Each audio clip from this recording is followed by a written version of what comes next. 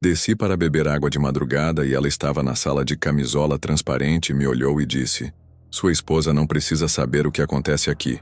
Meu nome é Felipe, tenho 35 anos. Sou casado com a Carolina há 8 anos e temos um filho de 5 anos, o Miguel. Trabalho como gerente comercial e minha esposa é médica pediatra.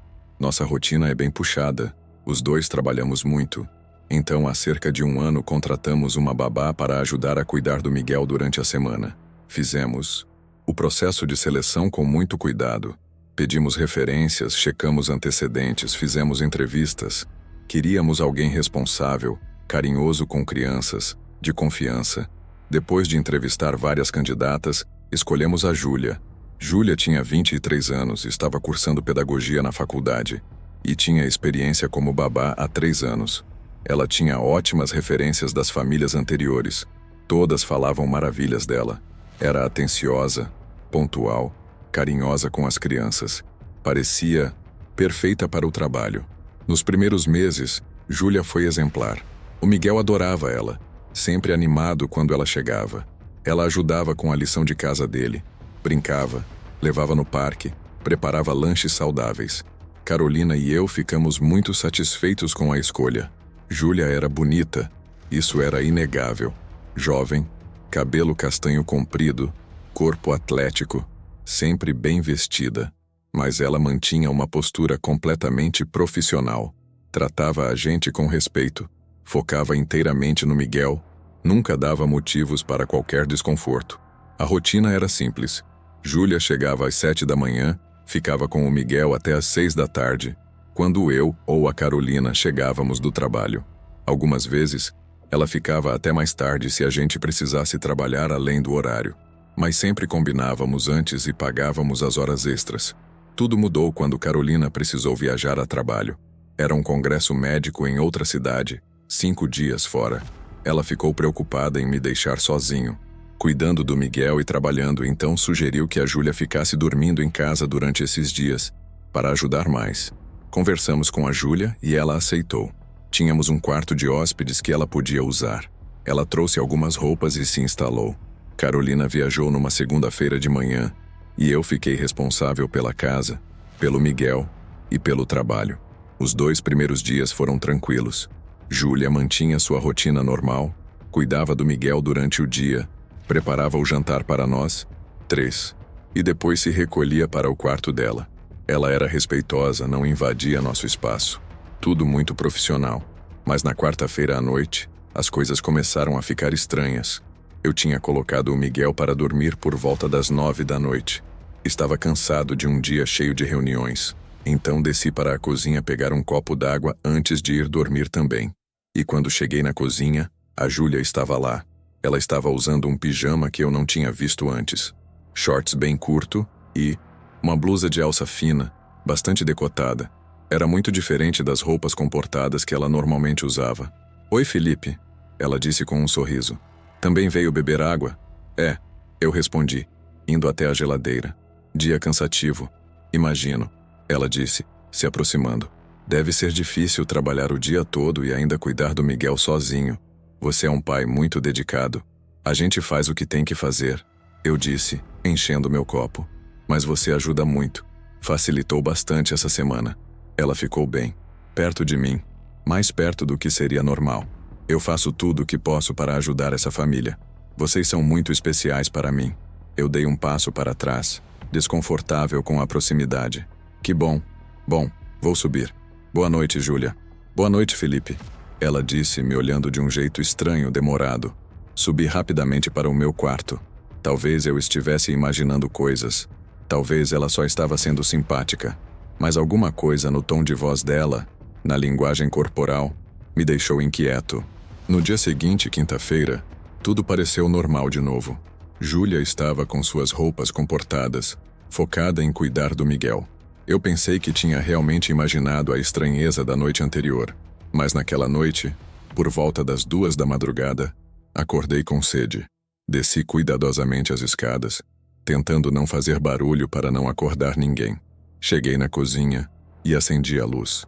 E quase tive um ataque cardíaco. A Júlia estava sentada no sofá da sala, que era visível da cozinha. Ela Não estava dormindo. Estava me esperando. E estava usando uma camisola de renda praticamente transparente, que deixava pouca coisa para a imaginação. Desci para beber água de madrugada, e ela estava na sala de camisola transparente, me olhou e disse: "Sua esposa não precisa saber o que acontece aqui." Eu congelei completamente. "Júlia, o que você está fazendo?" Eu perguntei, a voz saindo mais aguda do que eu pretendia. Ela se levantou do sofá e caminhou na minha direção, devagar, como uma predadora, se aproximando da presa. "Te esperando," ela disse com um sorriso. "Eu percebi como você me olha, Felipe. Não precisa fingir."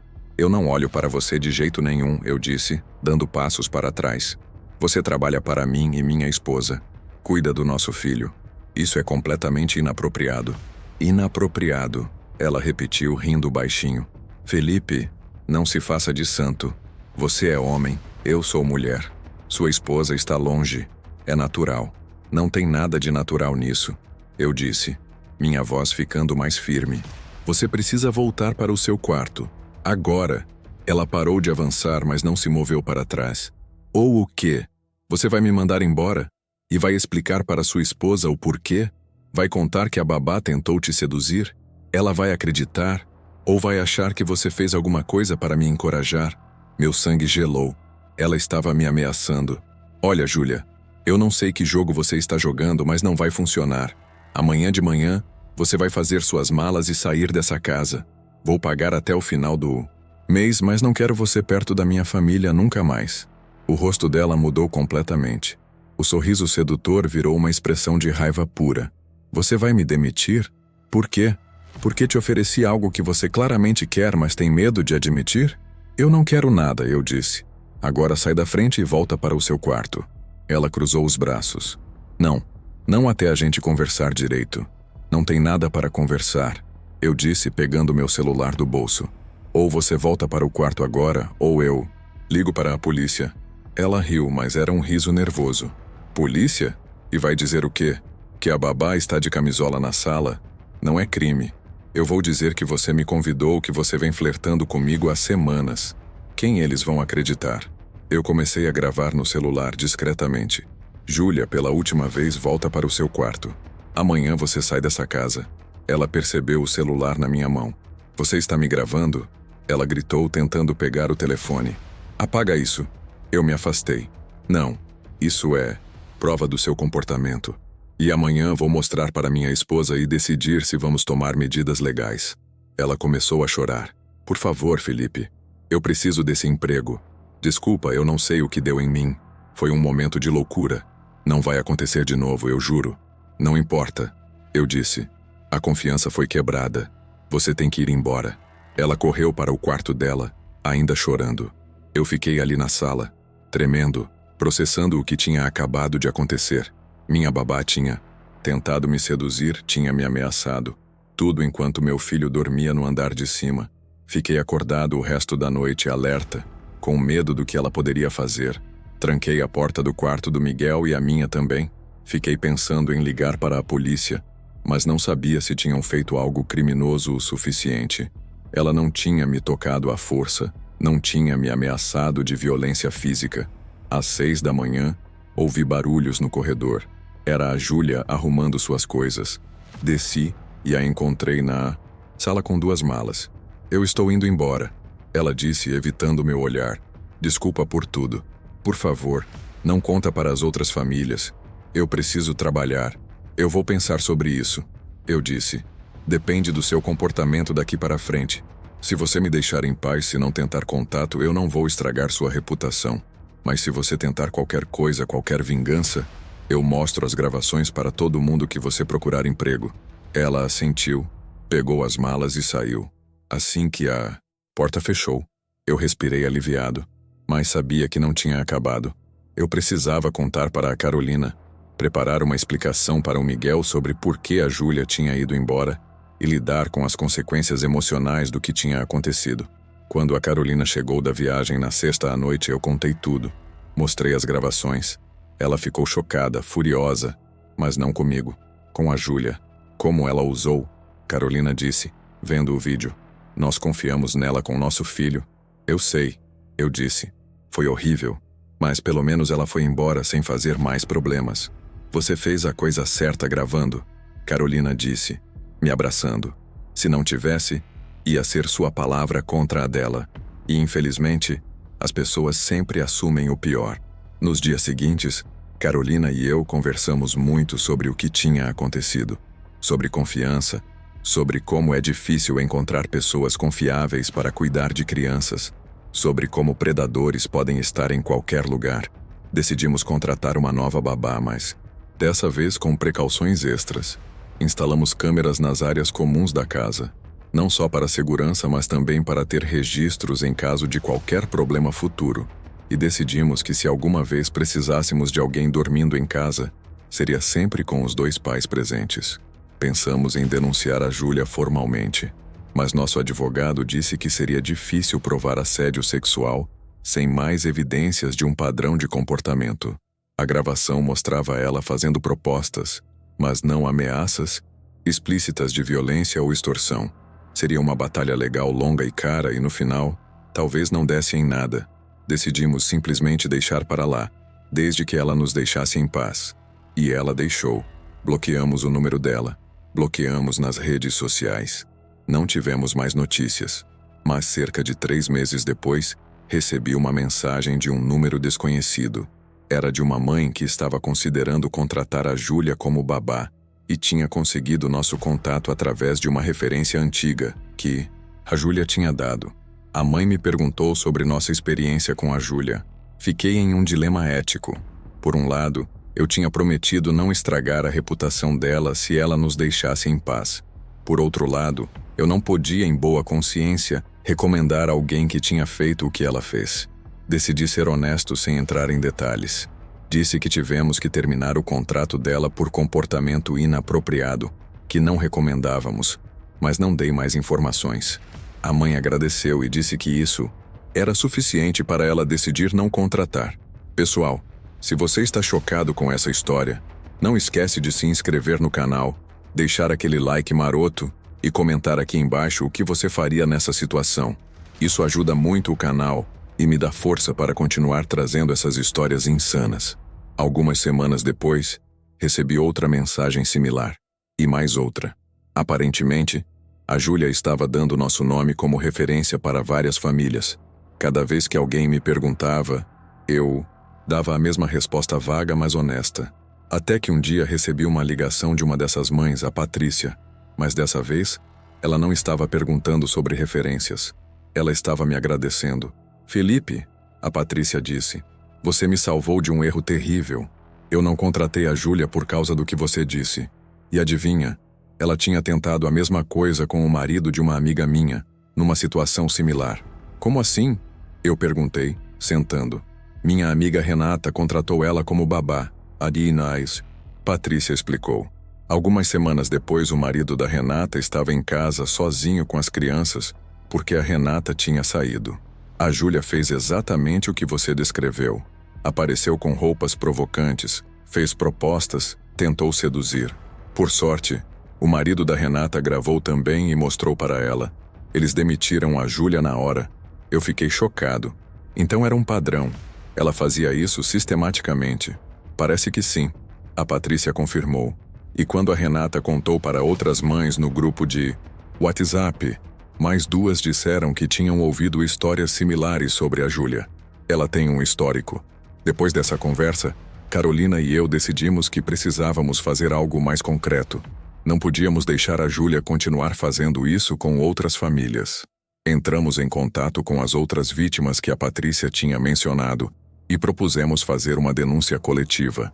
5 famílias no total tinham histórias similares sobre a Júlia. Em todos os casos, ela tinha esperado uma oportunidade onde o pai estava sozinho ou vulnerável, tinha feito propostas sexuais e, quando era rejeitada, ameaçava ou simplesmente ia embora e procurava outro emprego. Com esse padrão documentado, fomos a um advogado especializado. Ele disse que tínhamos um caso forte de assédio sexual em ambiente de trabalho, mesmo que tecnicamente ela fosse a empregada, não a empregadora. O fato de ela usar sua posição de confiança dentro das casas das pessoas para fazer esses avanços Caracterizava abuso. Entramos com um processo civil contra ela.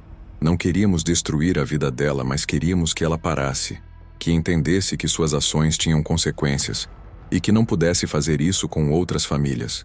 O processo foi difícil e demorado. A Júlia negou tudo no início. Disse que éramos nós que tínhamos feito propostas para ela e ela estava apenas se defendendo. Mas quando apresentamos as gravações e testemunhos de múltiplas famílias, ficou impossível manter essa versão. No final, o juiz determinou que ela deveria pagar uma indenização dividida entre as 5 famílias, fazer terapia obrigatória e ficou com um registro que impediria ela de trabalhar com crianças ou em ambientes domésticos por 5 anos. Foi uma vitória, mas não me senti bem com isso. Não sentia prazer em ter arruinado as perspectivas profissionais de alguém tão jovem, mas ao mesmo tempo, sabia que era necessário. Ela tinha um problema sério, um padrão de comportamento predatório, e precisava de ajuda profissional para lidar com isso. O impacto na minha família foi significativo. O Miguel ficou confuso e triste com a saída repentina da Júlia. A gente explicou para ele, de uma forma apropriada para a idade, que ela tinha feito coisas erradas e não podia mais trabalhar com nós. Ele aceitou, mas levou tempo até ele confiar em uma nova babá. Carolina desenvolveu uma ansiedade sobre deixar o Miguel com outras pessoas. Ela reduziu suas horas de trabalho para poder estar mais presente. E quando precisávamos de ajuda, ela insistia em conhecer a pessoa pessoalmente várias vezes antes de deixá-la sozinha com o Miguel. Quanto a mim, desenvolvi uma hipervigilância. Toda vez que uma mulher em posição de prestação de serviços vinha à nossa casa, faxineira, entregadora, qualquer uma, eu ficava alerta procurando sinais de comportamento inadequado. Levou meses de terapia para eu conseguir relaxar de novo. O terapeuta me ajudou a entender que o que a Júlia fez foi uma violação séria de confiança e limites. Que mesmo ela sendo mais jovem e tecnicamente em uma posição de menos poder por ser empregada, ela tinha usado sua presença íntima na nossa casa, seu acesso ao nosso espaço privado e nossa confiança como ferramenta de manipulação.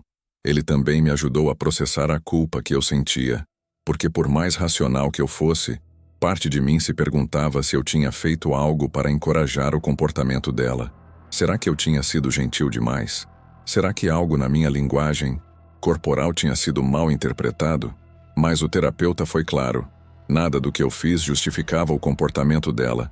Ser educado e respeitoso com uma funcionária não é um convite sexual. E a responsabilidade pelo assédio é 100% da pessoa que comete, nunca da vítima. Uma coisa que me marcou muito foi a reação de algumas pessoas quando contei o que tinha acontecido. Alguns amigos homens fizeram comentários como: "Cara, você recusou? Ela é novinha e gata." Ou então, "Qual era o problema? Sua esposa nunca precisava saber." Esses comentários me fizeram perceber o quão distorcida é a visão da sociedade sobre assédio sexual quando a vítima é homem e a agressora é mulher. Como se homens devessem estar sempre dispostos a qualquer oportunidade sexual, independente do contexto, das circunstâncias, dos seus próprios sentimentos e compromissos.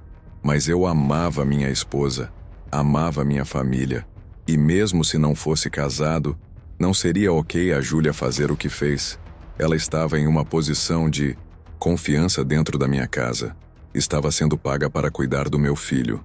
Usar essa posição para fazer avanços sexuais é abuso. Ponto final.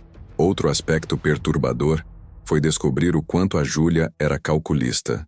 Conversando com as outras famílias, descobrimos que ela sempre esperava uma oportunidade específica, quando a mãe estava ausente e o pai estava sozinho ou vulnerável. Ela nunca fazia avanços quando ambos os pais estavam presentes. Ela estudava a dinâmica familiar, esperava o momento certo, e então agia. Isso mostrava que não era impulso ou erro de julgamento. Era predação planejada. E isso tornava tudo ainda mais perturbador. Uma das outras vítimas, o Ricardo, me contou que a Júlia tinha ido muito além com ele. Ela tinha conseguido manipulá-lo a ter um caso de 2 semanas antes dele ganhar coragem de contar para a esposa. O casamento dele quase acabou por causa disso. Eles estavam em terapia de casal há meses tentando reconstruir a confiança. Ouvir a história dele me fez perceber que eu tive sorte. Sorte de ter resistido. Sorte de ter gravado. Sorte de ter uma esposa que acreditou em mim, porque poderia facilmente ter ido de outro jeito. Eu poderia ter cedido em um momento de fraqueza, destruído meu casamento, perdido minha família. Também me fez pensar em quantos outros casos assim existem, mas nunca vêm à luz. Quantos pais de família foram seduzidos ou assediados por babás, empregadas domésticas, professoras particulares, qualquer pessoa que tem acesso íntimo ao lar. Quantos desses casos resultam em casos extraconjugais que destroem famílias? E quanto disso nunca é reconhecido como o que realmente é: predação, manipulação, abuso de posição de confiança. A sociedade tende a ver esses casos de forma diferente, dependendo dos gêneros envolvidos. Se fosse um babá homem tentando seduzir uma mãe, seria imediatamente visto como predatório, como assédio. Mas quando é uma babá mulher e um pai, muitos veem como tentação, como o homem sendo fraco, como algo menos sério. Mas é igualmente sério. É igualmente uma violação. E precisa ser tratado como tal. Hoje, 3 anos depois do incidente, minha família está bem. O Miguel está com 8 anos, feliz, saudável. Temos uma nova babá, a Dona Maria, uma senhora de 60 anos, super profissional e confiável. Nossa relação com ela é excelente, completamente diferente. Carolina e eu trabalhamos muito na terapia de casal, não porque o incidente com a Júlia tenha criado problemas entre nós, mas para garantir que nossa comunicação e confiança ficassem ainda mais fortes. E ficaram. E quanto a Júlia, não sei o que aconteceu com ela depois do processo. Não procurei saber. Espero que ela tenha feito a terapia que foi ordenada, que tenha trabalhado seus problemas, que tenha aprendido que suas ações têm consequências. Mas também sei que predadores raramente mudam completamente. Eles podem aprender a ser mais cuidadosos, a não serem pegos, mas o padrão de comportamento, a falta de respeito por limites, a disposição de manipular e usar outras pessoas, isso está profundamente enraizado. O que eu posso fazer é compartilhar minha história, alertar outras famílias, mostrar que isso acontece, que não é raro quanto as pessoas pensam e que precisa ser levado a sério. Se você emprega alguém para trabalhar na sua casa, especialmente com acesso às suas crianças, faça verificações completas de antecedentes. Peça múltiplas referências e realmente entre em contato com elas. Considere instalar câmeras nas áreas comuns e confie nos seus instintos. Se algo parece errado, provavelmente é. E se você passar por assédio sexual, independente das circunstâncias, saiba que é válido, que você não está exagerando e que você tem o direito de estabelecer limites e denunciar. Não importa se o agressor é homem ou mulher, mais velho ou mais jovem, chefe ou subordinado. Assédio é assédio. Para homens especificamente, vocês podem ser vítimas, e não é motivo de vergonha. Não significa que vocês são fracos ou que deveriam ter gostado. Significa que alguém violou seus limites e sua confiança, e vocês merecem apoio, compreensão e justiça, tanto quanto qualquer outra vítima. Essa foi minha experiência com a babá predadora. Uma experiência que quase destruiu minha paz de espírito, minha sensação de segurança na minha própria casa. Mas também uma experiência que me ensinou sobre resiliência, sobre a importância de limites claros e sobre como é crucial acreditar e apoiar vítimas de assédio, independente de quem sejam. Se você chegou até aqui, obrigado por ouvir minha história. E se você está em uma situação similar, saiba que você não está sozinho, que suas preocupações são válidas e que há pessoas e recursos disponíveis para ajudar. Não deixe o medo ou a vergonha te impedirem de se proteger e proteger sua família.